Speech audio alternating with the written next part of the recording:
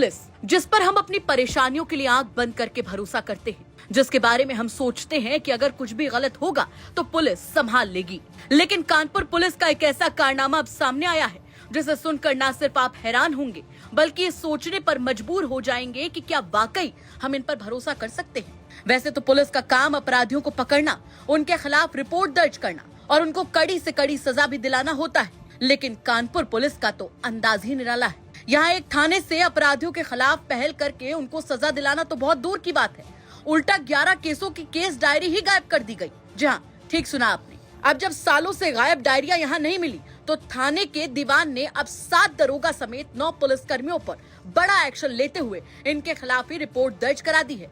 इसे भ्रष्टाचार के एक बड़े मामले के तौर पर देखा जा रहा है। इस झोल के चलते इन मामलों की जांच अब अधर में लटक गई है। ये सारी केस डायरी वैसे तो अदालत पहुंचनी थी, लेकिन ना ही अदालत में है और ना ही थाने के रिकॉर्ड में मिल रही हैं। यानी रास्ते से इन्हें कहीं गायब कर दिया गया है। ये सभी मामले 2008 से 2021 के बीच के हैं और ये सभी केस डायरियां कल्याणपुर थाने की हैं, जिनके गायब होने के बाद कल्याणपुर थाने के हेड दीवान प्रताप भान सिंह ने अब रिपोर्ट दर्ज कराई है। 7 दरोगा समेत 9 पुलिसकर्मियों के खिलाफ मुकदमा दर्ज किया गया है। आपको ये भी बता दें कि पुराने मामलों की गायब हुई केस डायरी में सबसे पुराना मामला 16 साल का है। पूरे मामले पर पुलिस क्या कुछ कह रही है, चलिए सुनवाते हैं आपको। ये विभिन्न वर्षों की जो विवेचना की जा रही थी, उसमें कुछ केस डायरियां अभी तक नहीं मिली है जो 11 मुकदमों से संबंधित है। इनके न मिलने की वजह से काफी खोजबीन किया गया, उसमें एक जांच भी की गई और जब ये केस डायरी नहीं मिली है उसी के संबंध में वहाँ एक अभियोग पंजीकृत किया गया।